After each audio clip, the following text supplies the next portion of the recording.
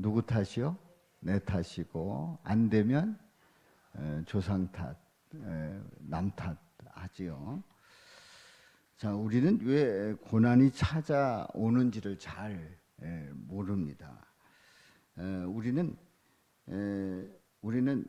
극히 좁은 그 시야로 보기 때문에 그 깊은 뜻을 잘 알지 못한다는 얘기입니다. 자, 그래서 이제 우리는 이런 내 기준대로 생각을 하기 때문에 내게 좋은 일이 일어나면 그러면 내가 잘해서 나의 의로움 때문이라고 생각을 합니다. 그런데 내게 어려운 일이 생기게 되면 그때는 나를 돌보시지 아니하시는 그 하나님을 원망하기도 하지요. 자, 이것은 우리가 하나님이 어떤 분인지 모르고 또 내가 어떤 존재인지를 정확하게 모르기 때문에 그렇게 말하는 겁니다. 자, 우리도 욥과 같은 그런 생각을 많이 합니다. 나는 아무 잘못이 없다고 말하는 이 욥은 그 고난의 상황을 만나게 하신 그 하나님에 대한 의문을 갖게 됩니다. 그래서 자신은 의로운데 자신은 잘못한 것이 없는데 왜 이런 일이 오느냐. 그래서 하나님에 대한 의문을 가지게 되고 그리고 하나님을 이해하지 못하는 욥의 모습을 보게 되지요. 자, 우리는 왜 우리가 하나님에 대해서 잘 모르는지, 그리고 하나님을 내 관점에서 내 시야로 볼 때에 일어나는 그 한계는 무엇인지를 오늘 이 말씀에서 들려주고 있습니다. 우리는 고난 속에서 분명히 거기에는 깊은 뜻이 있고 거기에는 놀라운 하나님의 사랑이 있음을 고백하게 되는데, 우리의 마음이 좁아졌을 때, 우리의 시야가 좁아졌을 때, 그때는 그런 것이 보이지 않는단 말이지요. 자, 오늘 이 본문 말씀을 통해서 그 고난 속에서 주시는 그 하나님의 사랑이 무엇인지를 함께 은혜를 나누고자 합니다. 오늘 이 본문 말씀에 보면은 오늘 이 본문 말씀은 인자야 가령 어떤 나라가 불법을 행하여 내게 범죄함으로 내가 손을 그 위에 펴서 그 의지하는 양식을 끊어서 기근을 내려 사람과 짐승을 그 나라에서 끊는다 하자. 그러니까 기근으로 죽는다는 얘기예요. 그 기근으로 사람과 짐승이 어려움을 당한다는 얘기입니다. 자, 그럴 때 비록 노아, 다니엘, 욥 이 세 사람이 거기에 있을지라도 그들은 자기의 공의로 자기의 생명만 건지리라. 나 주 여호와의 말이니라. 하나님께서 말씀을 하시는 거예요. 다시 얘기해서 하나님의 심판을 이겨낼 수 없다는 거예요. 하나님께서 심판하실 때에 그 심판을 노아라고 할지라도 다니엘이라고 할지라도 욥이라 할지라도 이겨낼 수 없다는 거지요.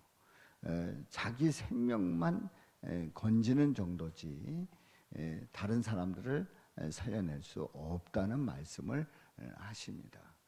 그래서 오늘 이 본문 말씀을 택한 이유가 있어요. 이 본문 말씀을 택한 이유는 다름이 아닙니다.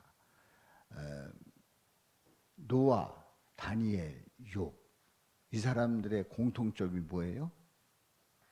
의롭다는 거예요. 믿음 생활을 잘했다는, 하나님을 바라보고 살아갔다는 거예요. 물론 하나님의 은혜로 의로워진 인물들입니다만은 이 에스겔 선지자는 노아, 그리고 노아, 다니엘, 욥이라고 이렇게 기록을 하고 있습니다. 그러니까 우리가 그 시가서에 있는 욥기에 대해서 우리가 함께 은혜를 나누고 있는데, 우리는 한여름밤 기도회를 통해서 욥에 대한 말씀을 깊이 들었습니다.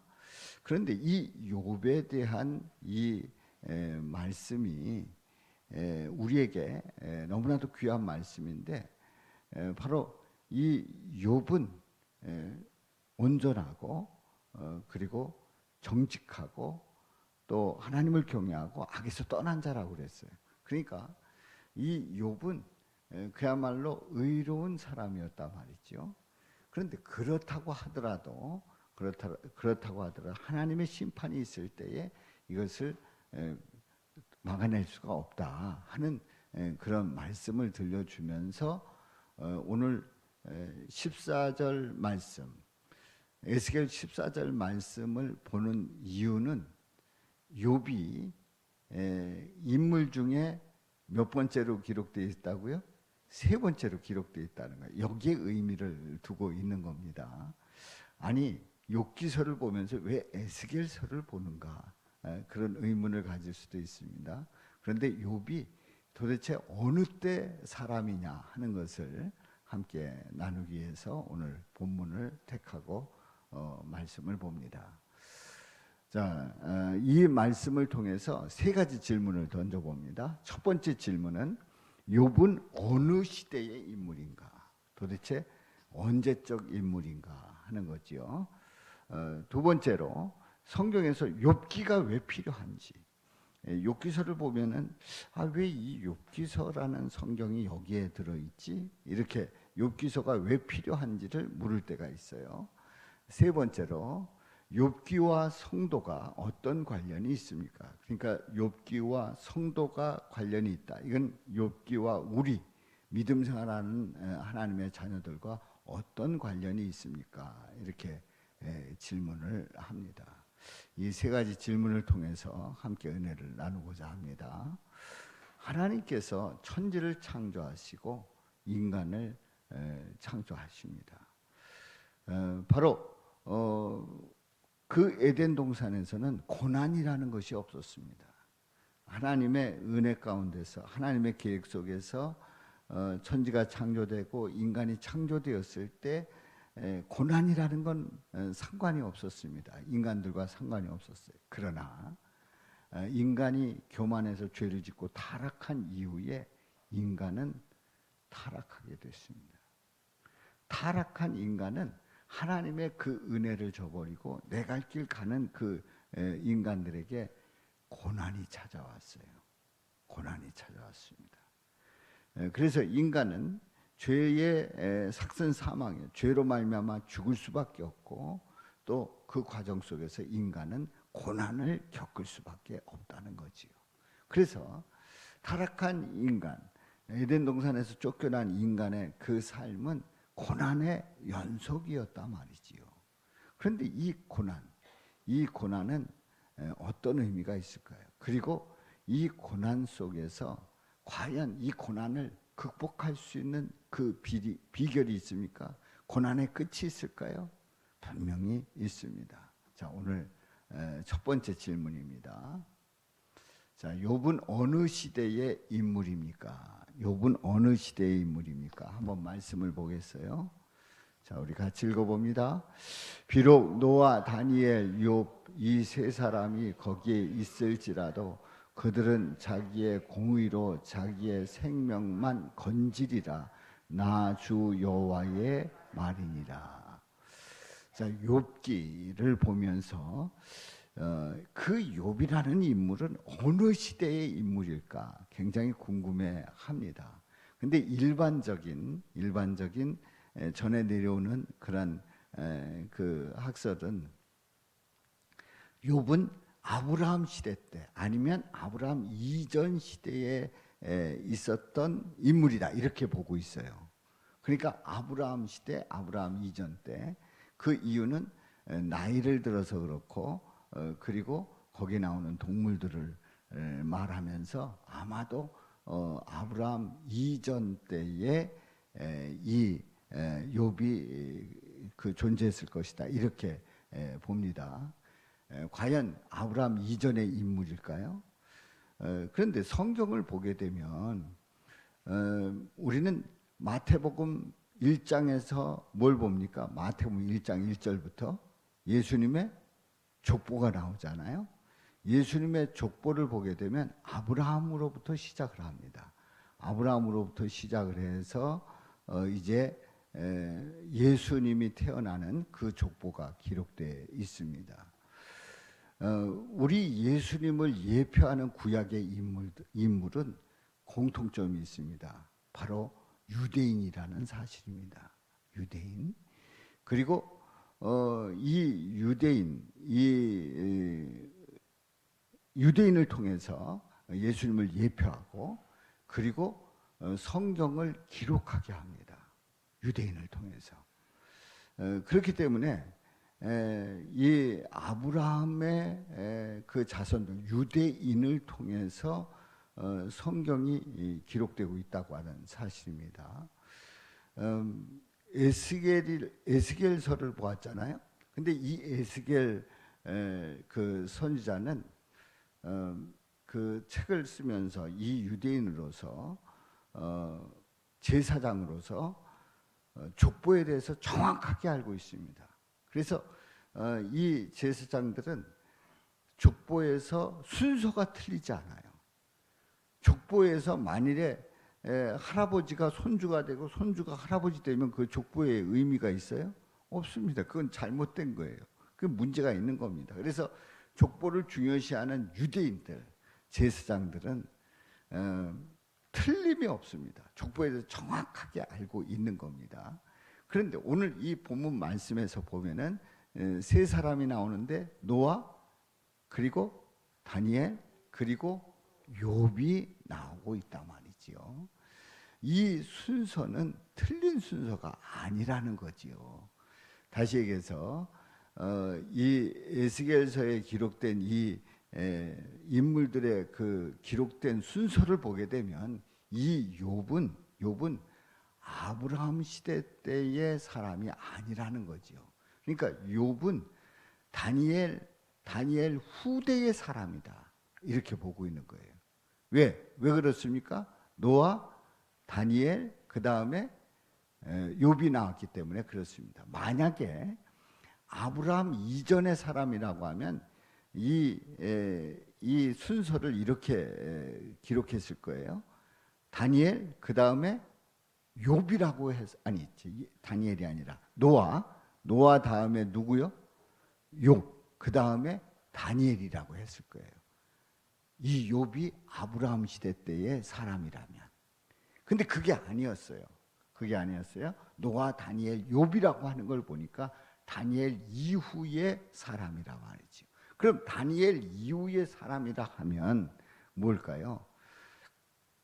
다니엘 이후의 사람이라고 하면은 이스라엘 민족이 BC 722년에 북이스라엘이 아수르에 의해서 멸망을 당합니다.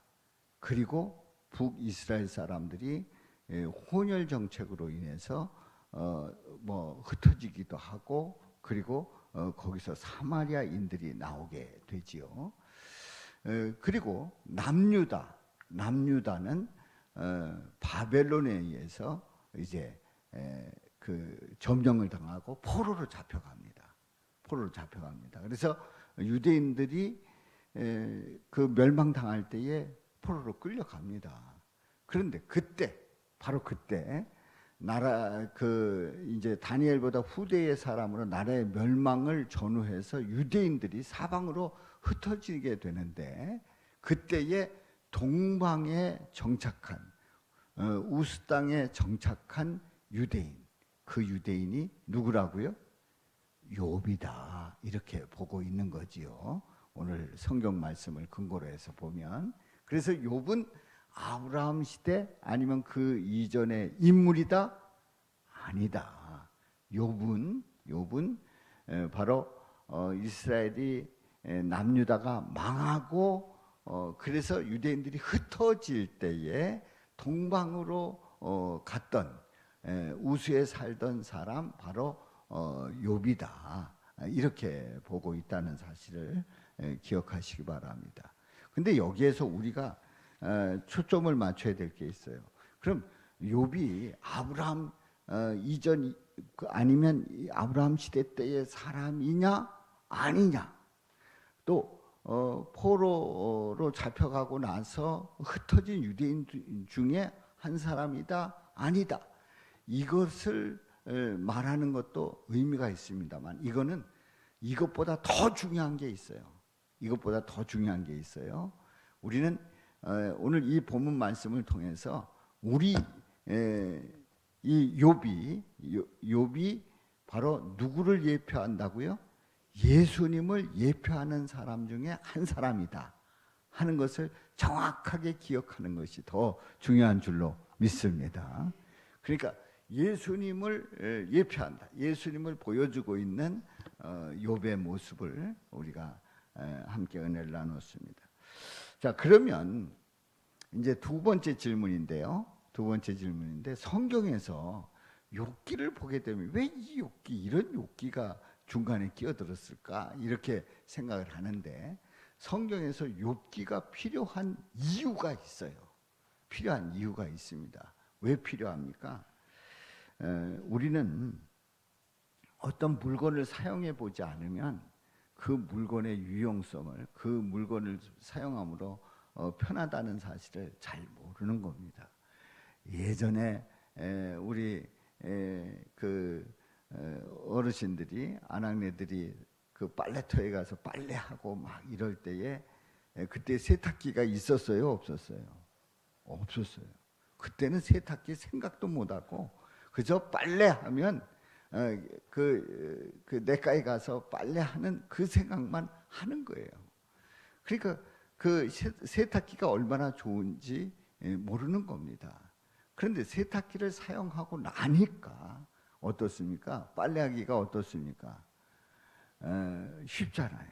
물론 그것도 과정이 있습니다만은 저는 세탁기 돌리라고 할 때마다 약간 긴장이 돼. 이걸 세제를 얼마나 넣어야 되고 어디를 눌러야 되고 하는가. 근데 이상하게도 우리 집에서는 잘 모르는데 우리 딸네 집에 가면은 할 수 있어요. 왜 그런지 모르겠어요. 자, 우리는 세탁기를 알고 나니까 세탁기가 얼마나 편한지를 알게 되고 우리에게 꼭 필요한 그러한 가전 제품이라는 것을 알고 있습니다. 자, 우리가 내비게이션을 모를 때 그 지도를 찾아서 저는 지도 찾기를 좋아해 가지고 예전에 길 찾으려고 하면 지도 팔았잖아요. 엄청 두꺼운 거. 그거 보는 게 그렇게 재밌었어요. 그거 보면서 다녔어요. 근데 내비게이션이 나오니까 그게 필요가 없어졌어요.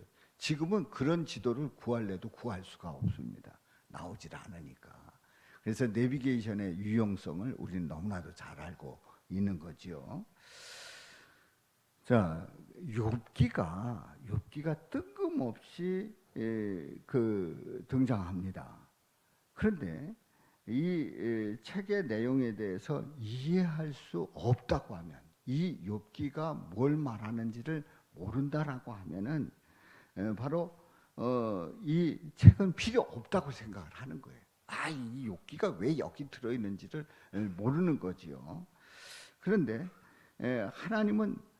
하나님은 우리에게 욥기를 주신 분명한 이유가 있어요.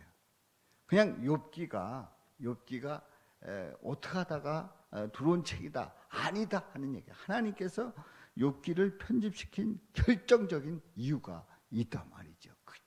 그 이유가 뭘까요? 바로 그 이유는 성경은 구원자이신 예수님이 누구신가에 대해서 기록을 하고 있어요. 바로 욥기가 구원자이신 예수님이 누군가, 바로 그 예수님이 어떤 역할을 하셨는지 기록을 하고 있습니다. 그래서 우리 예수님이 욥기에 보면은 사람으로 오시고, 그래서 사람으로 오신 그 예수님이 그리스도 구세주가 되시고, 그리고 신성의 모습으로서 이제 그 모든 것을 회복하는 그 내용이 욥기서의 내용입니다. 큰 줄거리의 내용이에요. 바로 이 욥기를 통해서 우리 예수님께서 우리 인간을 위해서 사람으로 내려오시고 또 구세주가 되셔서 우리를 구원해 주시는 그 일들을 기록하고 있는 겁니다. 그런데 그 예수님이 우리를 위해서 얼마나 고난을 받으셨는지, 고통을 당하셨는지를 욥기서를 통해서 말씀하고 있습니다. 자, 우리는 예수님이 고난 받으셨다는 사실을 어디서 알았죠? 뭘 보고 알았죠? 성경을 보면 알잖아요. 성경을 보면 예수님께서 십자가에서 고난 받으시고 죽으시는 그 내용이 나옵니다. 그런데 실제로 예수님께서 고난 받으시고 죽으시는 그 내용은 성경의 또 사복음서의 극히 일부분이에요. 극히 일부분. 몇 구절밖에 되지 않습니다. 그래서 예수님이 십자가에서 모진 고난을 받으시고 그 고통 속에서 죽으시고 피 흘려 죽으셨다는 그 사실 우리는 알고 있습니다만은 좀 더 구체적인, 좀 더 실제적인 것은 우리가 잘 모른단 말이에요. 그냥 고난 받으시고 십자가에서 죽으셨다는 그 정도로 알고 있지 아주 구체적인 것은 알지를 못해요. 그런데 우리 예수님이 얼만큼 고난 받으시고 얼만큼 힘드셨는지, 그 마음이 얼만큼 아프셨는지, 그리고 그 마음이 얼만큼 갈등을 느끼셨는지, 그리고 다른 사람들로부터 얼마나 괴로움을 받으셨는지 그 말씀을 아주 구체적으로 상세하게 기록된 그 성경이 바로 어디라고요? 욥기입니다. 할렐루야. 그러니까 우리는 예수님이 어떻게 고통받으셨는지를 잘 모르지만 이 욥기서를 통해서 보게 되면 우리 예수님이 얼마나 힘들게 그 고통받으셨는지, 그리고 바리새인들과 종교 지도자들과 대화를 나누셨는지 아주 생생하게 욥기서 1장부터 42장에 생생하게 기록되어 있단 말이지요. 그래서 우리 예수님이 어떤 일을 하셨는지에 대한 상세한 기록이 욥기에 기록되어 있기 때문에 욥기는 우리에게 절대적으로 필요한, 예수님의 고난을 깊이 알게 하는 귀한 성경인 줄로 믿습니다. 그리고 욥기가 필요한 이유가 있어요. 우리는 우리가 얼마나 모르는지에 대해서 잘 모릅니다. 욥기는요, 그러니까 욥기에 나오는 이 욥은 자신이 상당히 의롭다고 생각을 합니다. 그리고 왜 이런 고난이 닥쳐오는지에 대한 의문을 가졌어요. 그런데 더 정확하게 말하면 이 욥은 자신이 굉장히 잘 아는 줄 알았어요. 생각을 해보세요. 동방의 의인이에요. 그리고 훌륭한 자라고 칭찬받은 사람입니다. 온전하고 정직하고 하나님을 경외하고 또 악에서 떠난 자예요. 그 정도의 사람이라면 얼마나 많이 알겠습니까? 그리고 하나님에 대해서, 그리고 내가 어떻게 생활을 해야 되는지, 그리고 내가 어떻게 살아가면서 이 많은 재산을 누리고 그리고 그 자녀들을 키우는지 많은 것을 알고 있다고 생각을 하는 겁니다. 누가요? 욥이 스스로 많은 걸 알고 있다고 생각을 하고 있는 거예요. 그런데 우리 하나님께서는 이런 욥에게 뭐라고 말씀을 하시냐면, 욥에게 너는 하나님을 모른다.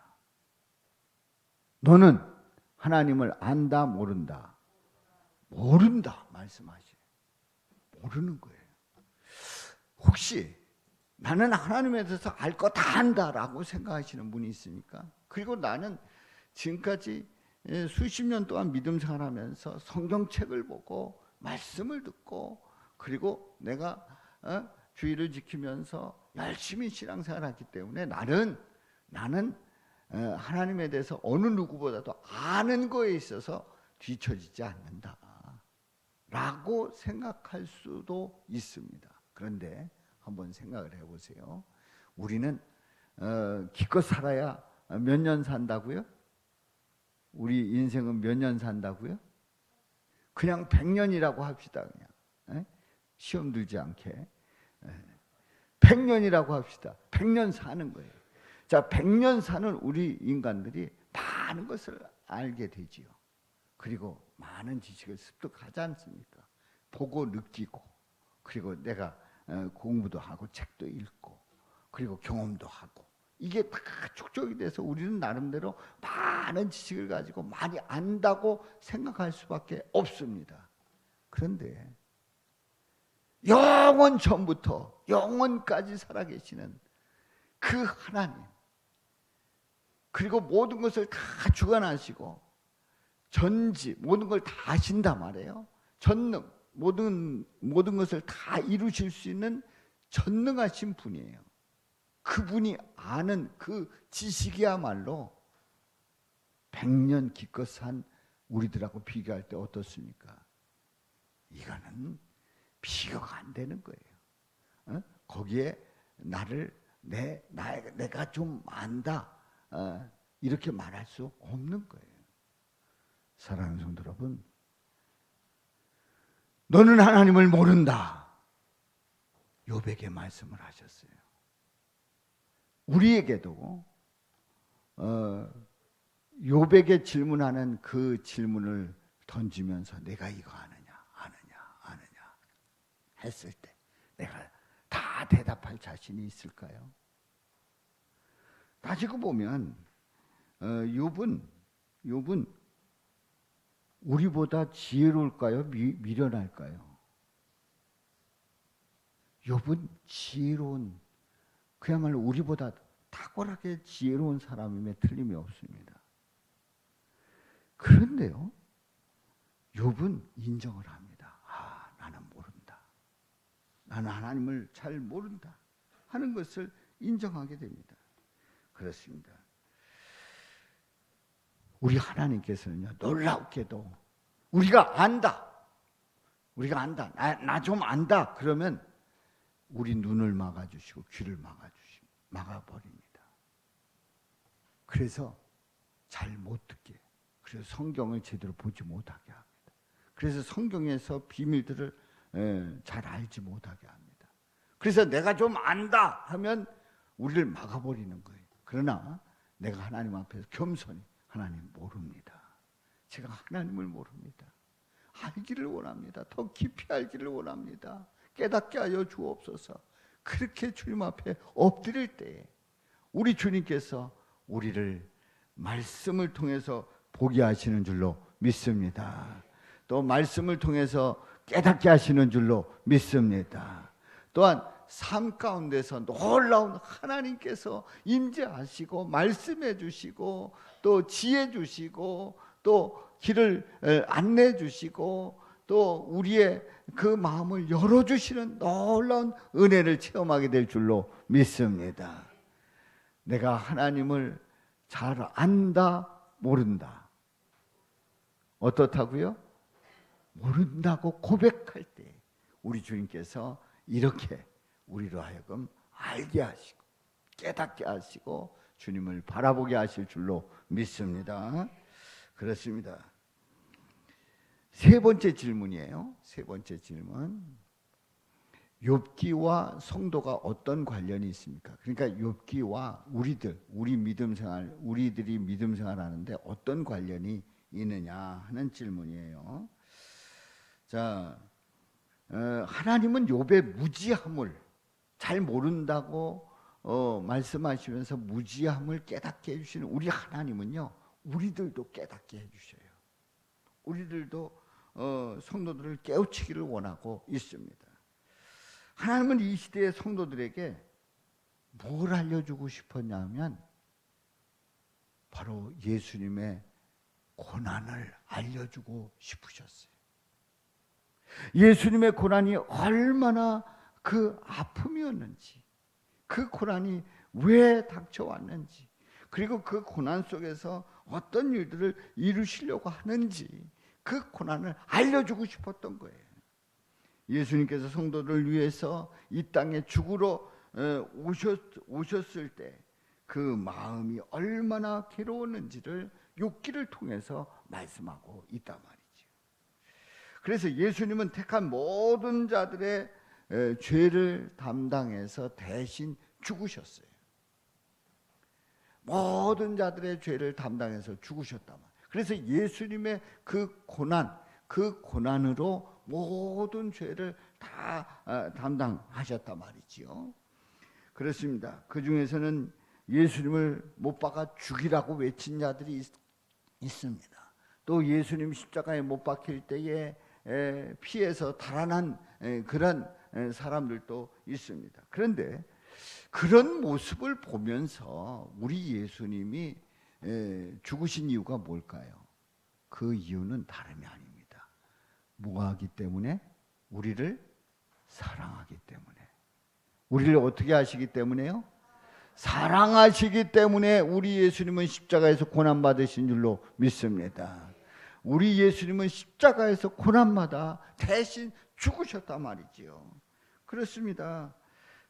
사랑하시기 때문에 우리 예수님은 우리를 위해서 죽으셨어요. 그런데 우리는 그런 거를 별 알려고도 하지 않고 또 관심도 없고 또 과연 그런가 하는 그런 미심쩍은 생각을 갖게 됩니다.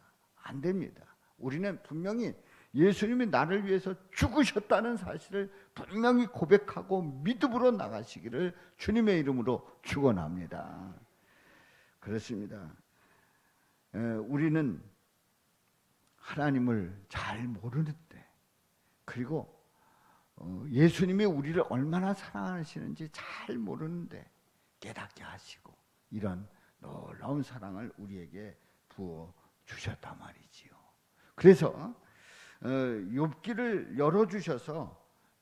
열어주셔서 무엇이 중요하고 무엇이 중요하지 않은지를 정확하게 알려주시고 있습니다. 그렇습니다. 사랑하는 성도 여러분, 우리가 욥기가 나에게 무슨 상관이 있느냐? 욥기를 보면 아는 거예요. 뭐가 중요한지, 뭐가 중요하지 않은지를 정확하게 알려주고 있단 말이지요. 우리는 어느 때는 내가 의로워져야 되고, 내가 이렇게 의롭기 때문에 나는 어떤 고난도 없어야 돼, 이런 생각을 가질 때가 있단 말이에요. 그런데 그게 아닌 거예요. 그 고난 속에서 예수님이 얼마나 우리를 사랑하고 있다는 사실을 우리에게 알려주시고 또 그 사랑을 체험케 하시고 그리고 우리를 지켜주시는 줄로 믿습니다. 그렇습니다. 그래서 우리는 예수님이 누구신지를 정확하게 알 때 그 인생은 행복한 줄로 믿습니다. 성도가 세상에서 자신의 이름을 드높여도 예수님과 상관이 없다, 예수님과 상관없이 살아간다, 그렇다면 그 인생은 저주 가운데 있는 것과 같습니다. 예수님과 상관이 없다고 합니다. 그런데 성도가 세상에 인정을 받지 못해도, 세상에 인정을 받지 못하지만 그러나 예수님을 안다면, 예수님을 깊이 체험하고 있다고 하면, 예수님을 만나고 있다고 하면 그의 인생은 다른 누구와도 비교할 수 없는 아주 복된 인생인 줄로 믿습니다. 복된 인생인 줄로 믿습니다. 누구를 안다면? 예수님을 안다면. 예수님을 모른다면 그 인생은 불행한 거예요. 정말 불행한 거예요. 예수님을 모른다고 하면 그 인생은 보장받을 수가 없어요. 영혼을 보장받을 수가 없어요. 그러니 얼마나 불쌍한 인생입니까? 우리는 예수님을 알고 고백하는 가운데 천국의 소망을 두고 살아간다는 것이 복된 인생임을 고백하면서 우리 예수님 모시고 믿음으로 나가시기를 주님의 이름으로 축원합니다. 자, 우리 예수님께서 이제 제자들에게 말씀하시고 베드로에게 깊은 데로 가서 그물을 던지라 했습니다. 근데 이 베드로가 그 얘기 들었을 때 얼마나 짜증났겠어요. 밤새도록 고기를 잡으려고 했는데 잡지 못했습니다. 잔뼈가 굵은 이 베드로가 아니 도대체 예수가 누군데 바다에서 고기 잡은 경험이 없는 사람인 것 같은데 무슨 깊은 데로 가서 그물을 던지라고 하는가? 짜증 나는 거 아니에요? 지금 예수님이 베드로 앞에서 그렇게 말씀하시는 거는 번데기 앞에 뭘 잡고 있어요? 주름 잡고 있는 거예요. 짜증 나는 거예요. 그런데 베드로는요, 그 말씀에 의지해서 그물을 던집니다. 근데 고기가 너무 많아서 그냥 혼자 끌어올릴 수가 없습니다. 그래서 다른 동료들과 함께 같이 끌어올리게 됩니다. 그때에 이 베드로가 고백한 말이 있어요. 주여, 나를 떠나소서. 내가 죄인이로 소이다. 주여, 나를 떠나소서. 나는 죄인이로 소이다. 그렇습니다. 우리 주님을 만났을 때, 주님을 정확하게 만났을 때 나는 어떤 모습임을 깨닫게 되는 거예요? 죄인이라는 사실을 깨닫게 되는 거예요. 내가 죄인이구나. 주님을 깊이 만났을 때 나는 죄인임을 깨닫게 되는 거예요. 주여, 나를 떠나소서. 나는 죄인으로소이다. 고백합니다. 그렇습니다. 베드로가 잘 나갈 때가 아니라 잘 안 됐을 때 우리 예수님 찾아오셨어요. 그리고 그 예수님이 베드로에게 말씀을 하시고 그 말씀을 의지하고 나갈 때에 깨닫게 되었어요. 주님이신 줄 깨닫게 되었어요. 나의 인생의 주인이심을 깨닫게 되었어요. 분명히 깨닫게 되었어요. 그리고 자신은 죄인임을 고백하면서 엎드립니다. 사랑하는 성도 여러분, 우리가 힘들고 어려울 때에 우리 주님은 찾아오셔요. 찾아오신 그 주님을 깊이 만나게 되면 내가 누구였다는 사실을 알게 된다고요? 죄인이었다는 사실을 알게 돼요. 그렇습니다. 제 의로는 주님 앞에 나갈 수가 없습니다. 제 인생 제가 마음대로 할 수 없는 인생임을 고백합니다. 나는 죄인입니다. 고백하게 되지요. 고난을 찬양해야 됩니다. 고난을 어떻게 해야 된다고요? 고난을 어떻게 보면 우리는 저주하고 고난을 밀어내고 고난을 없애버리고 이러고 싶을 거예요. 그런데 고난을 찬양해야 됩니다. 왜냐하면 욥의 고난을 통해서 나의 고난이 아니라 예수님의 고난으로 고백할 때에 찬양하고 경배하게 될 줄로 믿습니다. 욥의 고난이 누구의 고난이 아니라고요? 나의 고난이 아니라 예수님의 고난으로 고백할 때에 찬양하고 경배하게 된다는 사실이죠. 욥의 고난이 나의 고난으로 받아들이게 되면 어떻게 됩니까? 하나님을 원망하게 돼요. 짜증나는 거예요. 그리고 인생에서 자꾸 승질나게 되는 거예요. 그리고 그 인생이 자꾸 꼬인다고 생각을 하는 거예요. 그런데 예수님이 그 욥의 고난이 나의 고난이 아니고 욥의 고난, 그 욥이 고난을 받았던 것은 예수님이 고난 받으셨구나 생각하게 된다고 하면, 그렇게 고백하게 된다고 하면 바로 찬양하고 우리 주님을 경배하게 되지요. 그렇습니다. 우리는 하나님의 섭리와 다스리심을 다 알 수가 없어요. 안다고 말하지만 모릅니다. 하나님의 그 깊은, 예수님의 그 깊은 섭리를 우리는 다 모르는 거예요. 우리는 나타난 현상만 보고 그 좁은 시야로 그 모든 것을 다 판단해버리고 그리고 결론을 내려버린단 말이죠. 그런데요, 우리가 욥의 고난을 나의 고난으로 보면 세상에서 가장 불행한 자가 되는 거예요.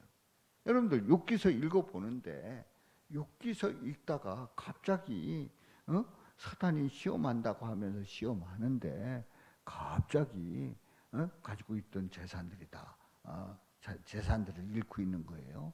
뭐 양을 잃어버리고 낙타를 잃어버리는 거예요. 그런데 거기서 끝나지 않는 거예요. 또 나중에는 그 아이들이 10남매가 되는 그 자녀들이 큰 바람이 불어가지고 그래서 죽었다는 거예요. 자녀들 잃었어요. 그리고 나중에는 아내까지 하나님을 욕하고 죽으라고 하고 떠납니다. 다 잃어버립니다.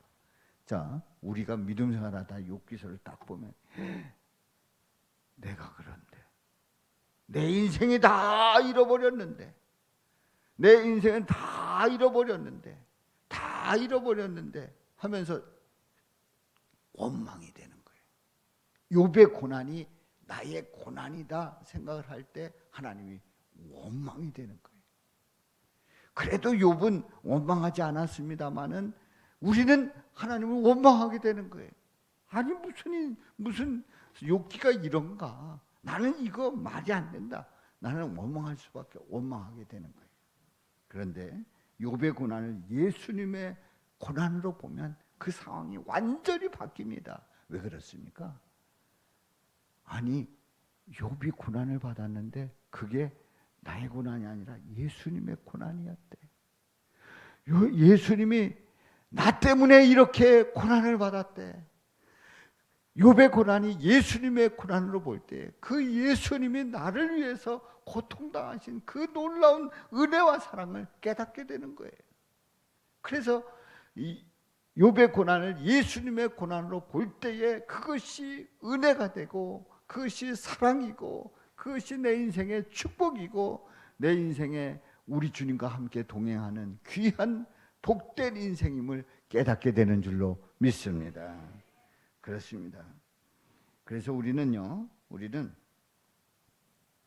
욥기가 왜 필요하냐? 욥기가 왜 필요하냐? 그 이유는 예수님의 생각과 마음이 어떠신지를 보여주기 위해서 욥기를 기록했기 때문에 욥기를 읽을 때마다 예수님의 사랑이, 예수님의 마음이, 예수님의 그때의 그 절절한 그 마음이 어떤지를 깨닫게 되는 거지요. 우리는 나를 중심으로 해서 욥기를 보지 말아야 됩니다. 하나님 중심으로 예수님의 고난을 다시 바라볼 수 있기를 주님의 이름으로 축원합니다. 내 중심, 그래서 내 관점에서 보는 게 아니라 바로 하나님 중심, 예수님 중심으로 예수님의 마음으로 볼 때 그 예수님이 절절하게 그 사랑이 느껴지게 되는 거지요. 그래서 우리는 욥기에 나타난 예수님의 고난을 어떻게 하게 돼요? 찬양하게 되고 경배하게 될 줄로 믿습니다. 그러니까 욥기에 나타난 그 예수님의 그 고난을 생각하면 우리 예수님을 다시 한번 찬양하고 경배 올리는 귀한 은혜가 넘치게 될 줄로 믿습니다. 그래요. 사랑하는 성도 여러분, 욥의 고난을 나의 고난이 아니라 예수님의 고난으로 적용하시기를 바랍니다. 앞으로 우리는 욥의 고난이 누구의 고난이었다고요? 나의 고난이 아니라 예수님의 고난이었다. 그렇게 분명히 고백하고 나가면 우리 삶 속에 그 고난 속에서도 주님을 찬양하며 영광 돌리며 또 주님의 그 놀라운 그 깊은 사랑을 깊이 나누게 될 줄로 믿습니다. 이런 은혜가 함께 하시기를 주님의 이름으로 축원합니다. 욥의 고난이 나의 고난이 아니라 예수님의 고난임을 고백하면서 믿음으로 나가는 우리 성도들마다 우리 살아계신 하나님을 찬양하고 영광 돌리는 귀한 은혜가 더 함께 하시기를 주님의 이름으로 축원합니다. 축원합니다. 한번 다 같이 외쳐봅니다. 욥의 고난을 나의 고난으로 보면 불행한 자가 되지만 욥의 고난을 예수님의 고난으로 보면 모든 상황이 변화된다. 아멘. 아멘. 살아계신 아버지 하나님, 오늘 말씀을 통해서